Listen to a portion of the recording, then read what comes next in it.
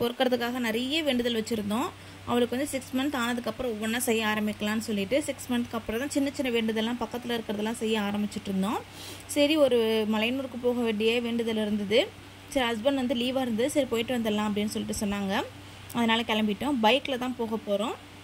இப்போ பாப்புக்குட்டிக்கு 9 மந்த் ஆகுது. நல்லா உட்கார ஆரம்பிச்சிட்டா. ஸோ அதனால் ஓரளவுக்கு மேனேஜ் பண்ணிட்டு போயிடலாம் அப்படின்னு சொல்லிட்டு கிளம்பிட்டோம். ஒரு வேண்டுதல், முக்கியமான வேண்டுதல் ஒன்று இருந்தது. அதுக்காக தான் வந்து போயிருந்தோம். நானும் ஹஸ்பண்டும் வீட்டிலே சாப்பிட்டுட்டு தோசை ஊற்றி சாப்பிட்டுட்டு மதியம் லஞ்சுக்கு வந்து எனக்கு ஹஸ்பண்டுக்கு தக்காளி சாதம் எடுத்துக்கிட்டோம். பாப்புக்குட்டிக்கு காலையில் ஃபீட் பண்ணி ரெடி பண்ணி கூட்டிகிட்டு போயிட்டோம். போகிற வழியில் எங்கேயாவது அவளுக்கு சாப்பாடு குடிக்கலான்னு சொல்லிட்டு நைட்டே ராகி ஊற வச்சு அதில் பால் எடுத்து கூழ் கரைச்சி எடுத்து வச்சுக்கிட்டேன்.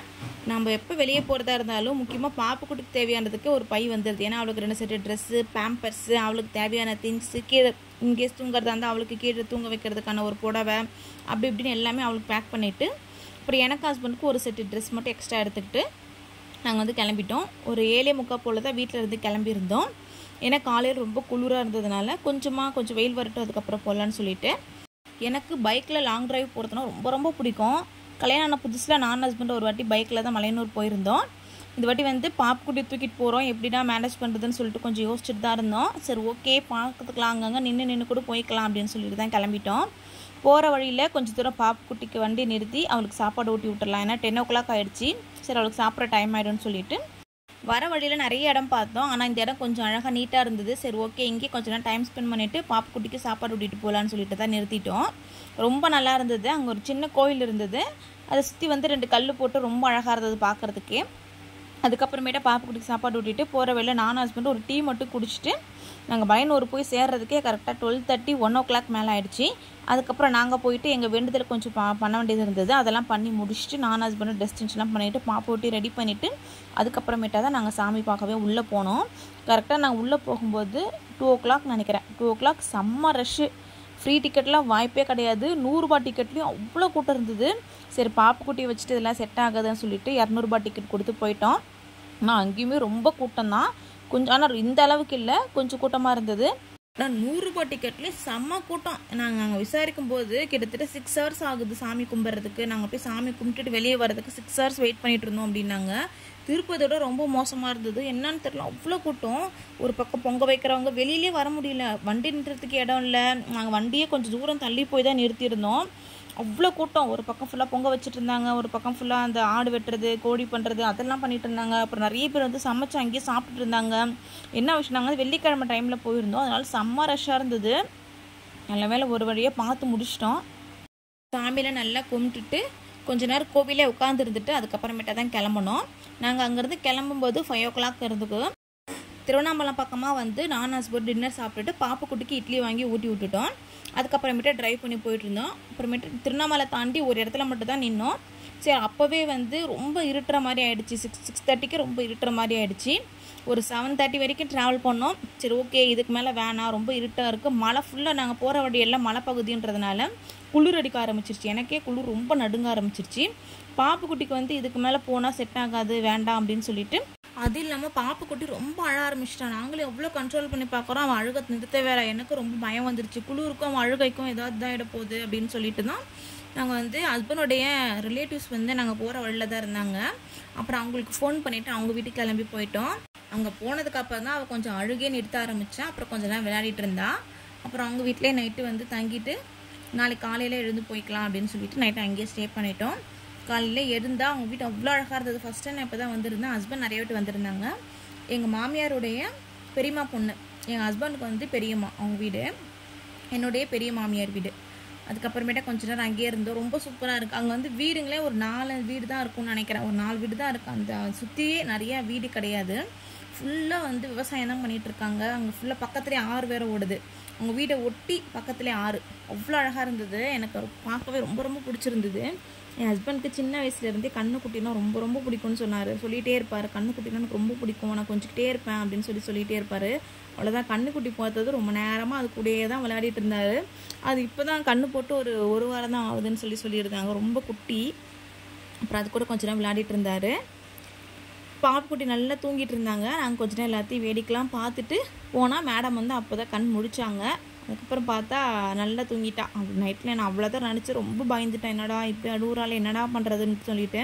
பாப்பா நல்லா தூங்கி எடுத்து விளையாட ஆரம்பிச்சிட்டா. என் ஹஸ்பண்டோடைய தங்கச்சி அவங்க கூட நல்லா ஒட்டிக்கிட்டா. என் பாப்பா எப்படின்னா எப்பயுமே வந்து யாருக்கிட்டையும் போக மாட்டான்ல, அழமாட்டா.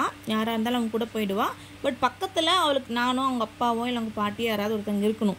இருந்தாங்கன்னா யார் கூட விளையாடுவா. நாங்கள் இல்லைனா தான் அழ ஆரம்பிச்சிருவா. அதனால் கரெக்டாக அவங்க கூட அவ்வளோ பெட்டாயிட்டா. அவளும் குழந்தையும் அவ்வளோ கொஞ்சிட்டு இருந்தா. அவங்க கூடயே தான் விளையாடிட்டு இருந்தா. ரொம்ப நேரமாக அவங்க தான் வச்சுட்டு இருந்தாங்க. நாங்கள் கொஞ்சம் மாடிக்கெலாம் போய் சுற்றி பார்த்தோம். நான் சுற்றி பார்த்த வரைக்குமே கிட்டத்தட்ட 1 வீடோ 2 வீடோ தான் இருந்தது. ஆனால் ரொம்ப அழகாக இருந்தது. ஆனால் ஒரு பக்கம் ரொம்ப அழகாக இருந்தாலும் கூட வீடே இல்லாமல் யார் கூட பேசாமல் எப்படி இருக்காங்கன்னு தெரியலன்னு சொல்லி நான் கேட்டுட்டு இருந்தேன். இல்லை அது எங்களுக்கு பழகிடுச்சு அப்படின்னு சொல்லிட்டு இருந்தாங்க. ஆனால் ரொம்ப ரொம்ப சூப்பராக இருந்தது. மாடியிலேருந்து அந்த வியூலாம் பார்க்குறதுக்கு ரொம்ப அழகாக இருந்தது. ஆக்சுவலி வந்து நாங்கள் இன்றைக்கி கோயிலுக்கு போகிறோன்னா ஒரு நாள் விட்டு நாங்கள் அதுக்கு அடுத்த நாள் இங்கே தான் வரணும். ஏன்னா வந்து எங்கள் ஹஸ்பண்டோடைய மாமா வந்து ஒரு வேண்டுதல் வச்சுருந்தாங்க, கெடா வெட்டுறதா.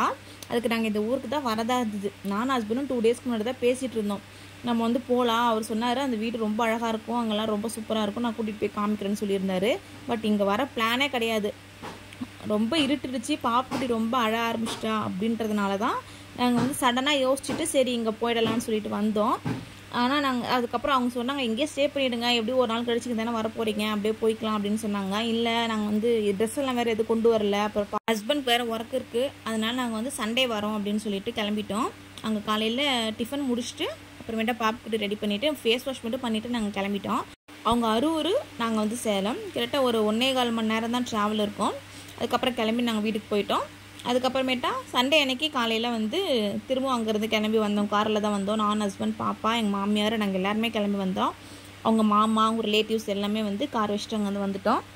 கெடா வெட்டு ஃபங்க்ஷன்றதுனால அவங்களோட ரிலேட்டிவ்ஸ் எல்லாருமே வந்திருந்தாங்க. நிறைய பேர், ஒரு 10-20 பேர் வந்திருந்தாங்க.